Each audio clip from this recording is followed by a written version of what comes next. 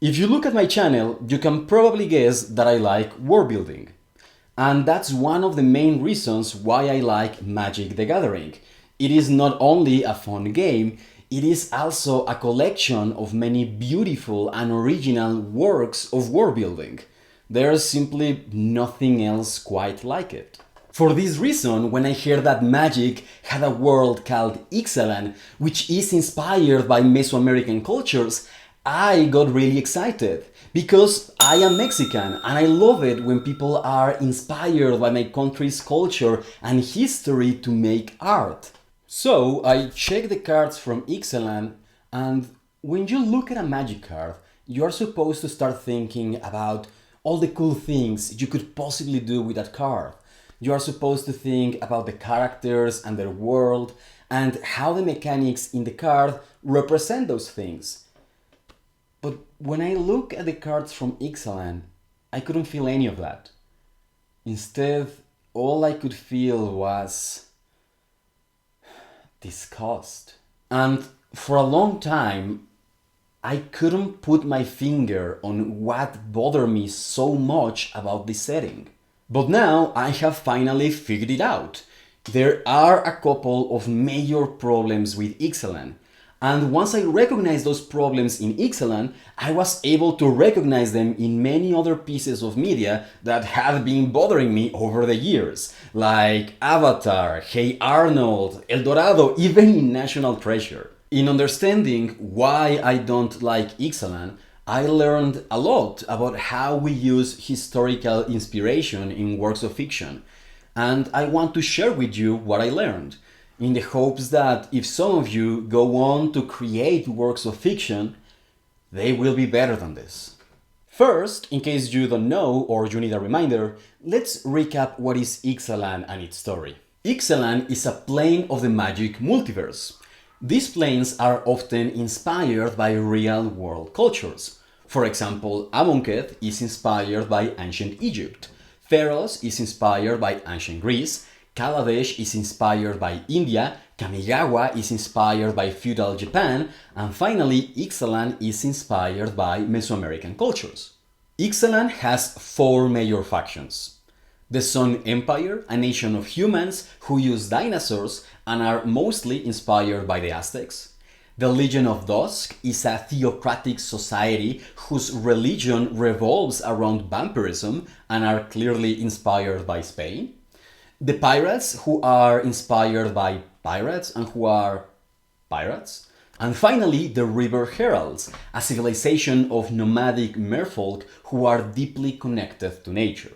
The story of Ixalan consists of a race between all of these factions to rediscover the lost city of Orazca, where they hope to find the immortal sun, an ancient and powerful artifact they all want to use for their own ends. The problem with Ixalan is that it is not just inspired by Mesoamerican cultures, but rather it is inspired on one specific point in their history: the Spanish conquest. In fact, as Mark Rosewater mentions it in his blog, the idea for Ixalan started with Jenna Helland yelling "Vampire Conquistadors" Conquistador is really fun to say. Conquistadors, Conquistadors.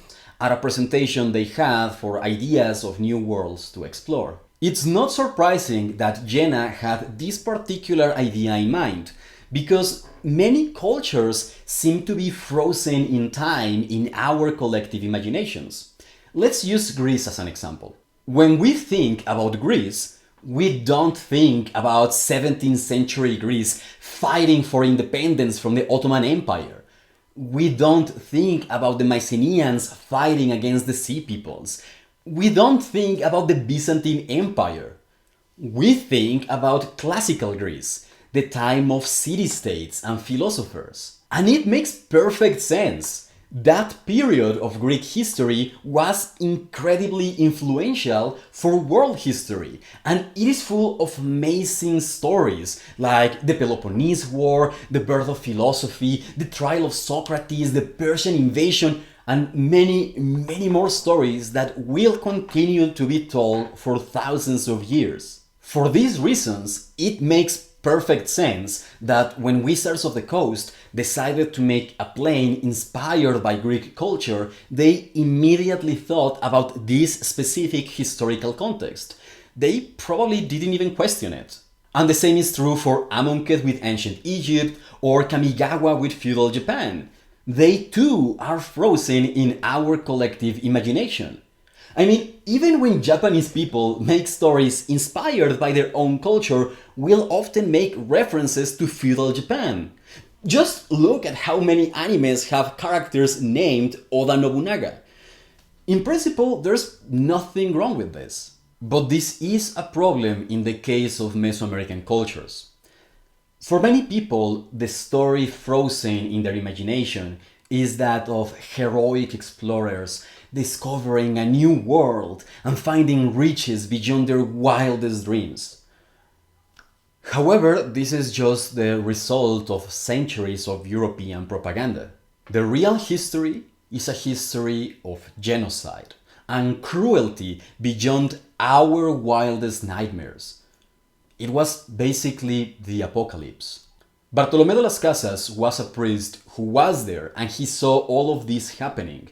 And he wrote in a brief account of the destruction of the Indies that 40 years after first contact, the Spanish had killed over 12 million people directly, and that 38 million people died for illnesses and other causes, giving a total of 50 million dead people, roughly half the population of modern Mexico.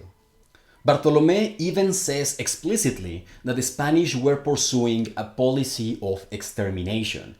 And he says that the only reason they did this, the reason why they caused the deaths of 50 million people, was just gold. That's all they wanted. Today, modern historians think that Bartolomé's estimates were actually a little bit lower, and that around 85 to 90% of the people who live there lost their lives in the span of 40 years. This period of history can be the inspiration for many stories, but none of them are fun. And the same goes for all tragedies throughout human history. You wouldn't make a children's adventure movie set in the Holocaust, right? It sounds absurd. In the same way, you wouldn't make a game about the Irish famine, and you wouldn't like to play as a US soldier forcing people out of their land during the Trial of Tears. All of these settings can be used to tell many tragic stories, which are beautiful in their tragedy and in their sadness. But to do that, we must be aware of the tragedies they really were. One of the people working to create Ixalan and its story was Alison Lords, and she was very aware of this problem. In fact, the way she talks about it in the Magic Story podcast, I get the impression that she wouldn't have chosen to use the Spanish conquest as inspiration. But the design team had already decided to make a world about vampire conquistadors. Conquistador is really fun to say. Conquistadors, Conquistador. So she had to build a world around that idea. She had to find a solution. Sadly, I think that Alison's solution to this problem was the wrong one. But before I explain why, I just want to make clear that Alison did a much better job here than the rest of the design team. She studied the setting enough to realize there was a problem, and she did her best to fix it. We must also remember that creating these worlds is the work of many people, many artists and writers, and that these people are much better at their job than I could ever hope to be. That's why they are out there creating these amazing worlds, and I am here making YouTube videos. But even the best make mistakes sometimes, and this is one of those times. The solution Alison chose was very simple and very elegant. Just tell a different story from the one that inspired the setting. That's why the Sun Empire has the same technological level as the Legion of Dusk. That's why the Legion of Dusk are not genocidal mercenaries who value gold over human suffering.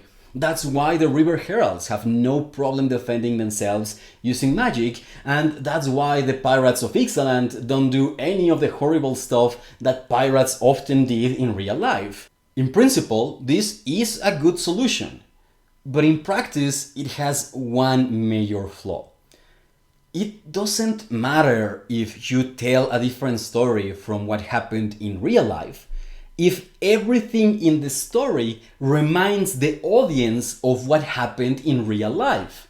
The vampires are dressed like Spanish conquerors, the people of the Sun Empire are dressed like Aztec warriors, the names of places reminds us of Spanish and Nahuatl words like Torrezon and Tocatli, even the aesthetic of the cities and the ships. Allison said that Ixalan was not like Amonkhet. It was not about creating a cool place just to blow it up. She said that the story of Ixalan was a story about a race to find an artifact, that it wasn't a story about conquest and domination.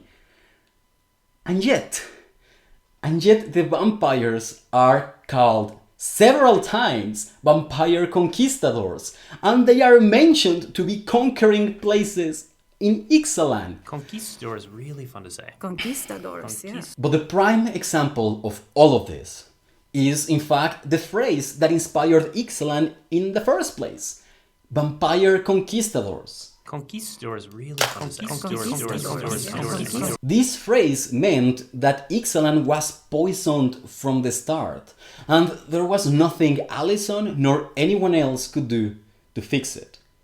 And okay, let me just pause here for a second to ask, why do English speakers always use the word conquistador when referring to the Spanish conquest? Like, you know the translation is conqueror. I know you know this because this is your language. Why don't you use that word? Conquistador is really fun to say. Conquistadors. Yeah, I know. It's not fun for me to hear. I am Mexican, so maybe this hits differently for me. Maybe for many people, the story of the conquest of Mexico is just the story of brave explorers finding immense riches. That's how they've always seen it. So let me use an example that will get this video demonetized, just in case all the other mentions about genocide hadn't done it already. Imagine there's a game inspired by the Second World War, and one of the factions is inspired by the Nazis. But they are not racist, they don't have concentration camps, they don't kill children in gas chambers, but everything about them reminds you of the Nazis. The symbols they use, how they talk, how they walk. Sure, the story of the game might not contain the crimes the Nazis committed, but you are still aware of those crimes. The audience is still aware of those crimes, and everything in the game reminds you of them. So you still feel like you are playing as a Nazi. And the game is saying, don't worry, it's fine. To make this game, we ignored all the crimes the Nazis committed. But it's not fine, because those crimes should never be ignored. Now you can understand why seeing the cards from Ixalan made me feel such disgust. But of course, Allison and the rest of Ixalan's design team are not the first people to commit this mistake. It has been committed over and over in popular media, and it hurts me every time I see it. For example, I never liked the episode of Avatar in which Aang and Zuko go to meet the Sun Warriors, because the Sun Warriors were once this mighty and powerful civilization that has since been destroyed. Because, of course it has. Everything inspired by native civilizations is always already destroyed or in the process of being destroyed. There's no other option. And then, what happened to all the Sun Warriors? Did they become a minority in the Fire Nation and they have been trying to preserve their culture and legacy ever since? No. In fact, everyone thinks they are extinct, but in fact they have been living in secret in the ruins. And that's idiotic. I'm sorry, but there's no other way to put it. Because in real life, the people who did survive the destruction that inspired the Sun Warriors did not went into hiding, they did not live in secret. They had children. They had no other option but to form part of the nation that conquered them. And then they had children, and they passed on to their children their culture and legacy as best they could, hoping that it would survive that destruction. And it did. And in fact, most Mexicans today are the descendants from those people. And this is especially infuriating because Avatar is one of I think the only children's show that has ever addressed a genocide and done it well, with the genocide of the air nomads.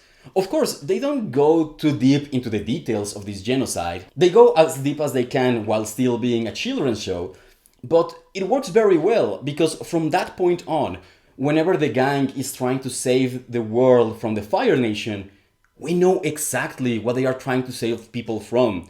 We know what the Fire Nation has done, and we know they want to do it again. And so it's just disappointing that the writers proved that they could address genocides in children's media and do it well, and yet they just didn't.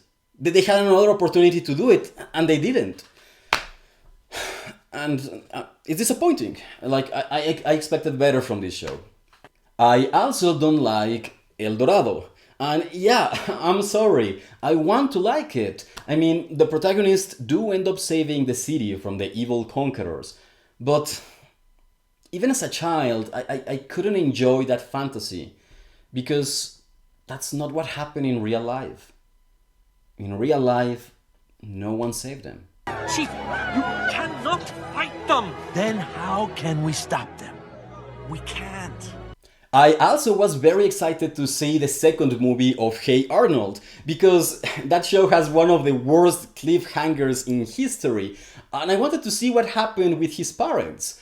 But then, when they go to the country that his parents were working in, we find this lost civilization in the jungle, and all the adults are afflicted by this strange illness, and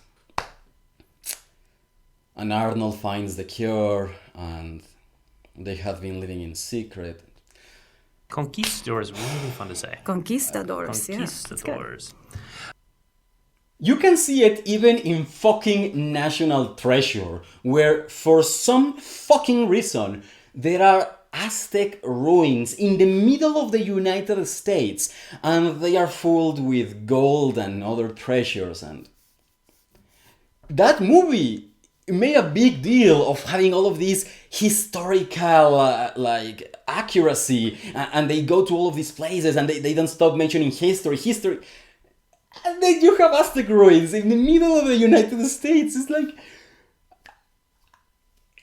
I mean, what insult could I give them that could explain the level of intelligence that you need to think that's a good plot point? And it only works because so many people are ignorant about native cultures, and they have this, oh yeah, I'm guessing the whole American continent is full of lost cities full of gold. Yeah, that makes sense. Conquistador is really fun to say. Conquistadors, yeah. Conquistadors. All of these stories are always about people finding these ruined cities, but they are never about the people who used to live in those cities in the first place. They never get the chance to tell their own stories. I guess because the people writing them think that they don't even exist anymore, or if they do, they are hidden from the rest of the world, like the very mysterious spirits of nature they happen to be, or something like that. But the absolute worst is the very idea of a lost city. Because what even is a lost city?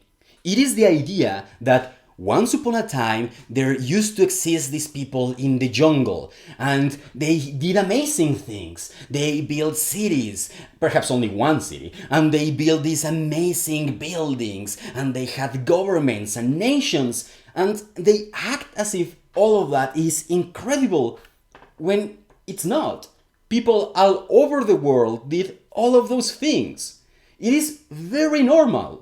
And sure, it is interesting, but it is not groundbreaking. It's like they are amazed that these people could invent writing or could build things. as if they weren't supposed to be able to do all of those things.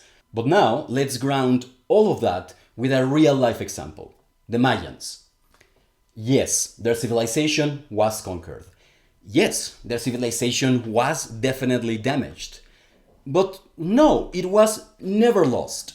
In fact, Mayans are just regular people. You can go and talk to them, it's fine.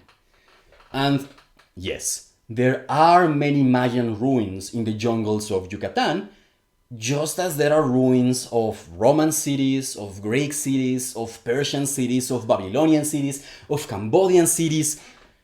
All it means is that humans sometimes abandon cities for a number of reasons, none of which ever involve that civilization being destroyed and lost forever. In summary, I hate Ixalan and most other works of fiction inspired by Mesoamerican cultures because, number one, they always imagine native civilizations in the process of being conquered or already having been conquered. Number two, because they don't seem aware of the magnitude of this tragedy, otherwise they wouldn't put it in stories for children. Number three, they are always about other people coming into contact with the native civilizations and never about people from these native civilizations themselves. And number four, they act as if native civilizations were myths, legends, or something that doesn't exist anymore, when in fact they never stopped existing and they still exist to this day.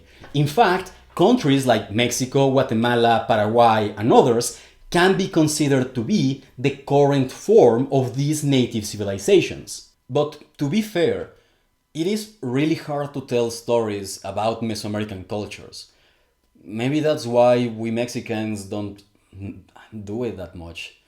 Because even if your story happens centuries before the Spanish conquest, it always looms in the horizon. You know that no matter what is the ending of your story, eventually it all went to shit. But that's why I like Kaladesh and Innistrad so much. Kaladesh is inspired by Indian culture, and India has its own sad story of imperialism, but you don't see that in Kaladesh, because Kaladesh is not inspired in any specific point in the history of India. Rather, what Kaladesh does is that it evokes the idea of Indian culture without evoking any specific point in its history. And as a result, the design team was free to create this amazing steampunk world that is beautiful and it looks like nothing I've seen anywhere else. It really does feel like a living work of art. Now take Innistrad, for example. Innistrad is inspired by Victorian horror, which in turn was inspired a lot by Transylvania and Romania around the 1600s. But Innistrad evokes all of those ideas. It evokes the feeling of that setting without evoking any specific historical context. And the result is one of the best worlds in Magic has ever created. It just distilled the ideas of horror perfectly. And you can see the historical inspiration. You can definitely see it, but it doesn't remind you of any specific historical event. And this is the kind of thing that we should do more. We should, when we take inspiration from the real world, specifically from history, we should try to evoke those cultures, evoke those ideas, but at the same time be independent from the historical events that might have inspired us. And that way we will be able to tell our own stories. Unless, of course, you want to tell a very sad and depressive story about genocide and war. There definitely is a place for stories like that, and I think we need more of them. But their place is not in children's games. Thanks a lot for watching. If you like it, please subscribe for more and give it a like. And as always, thanks to my Patreons: Otimotiosu, Matt Zweig, Daniel H. McGillivray, Marlo Brown, Valerie Hyde, David Saunders, and Badger Among Men. I imagine that this video was a little bit of a downer.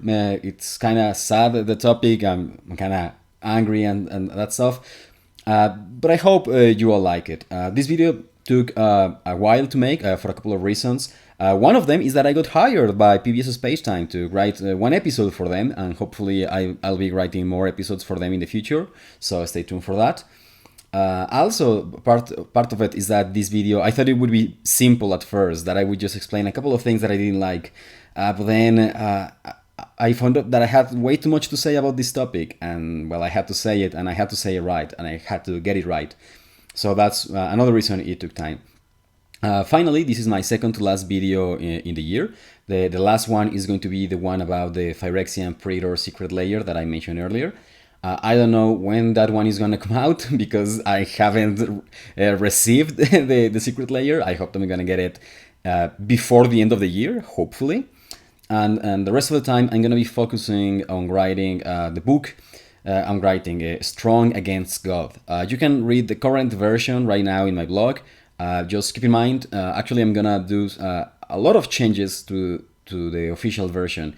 So if you see it right now, just keep in mind it's going to change a lot.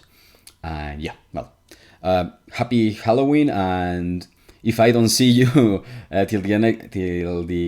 till next year, happy Christmas and happy New Year.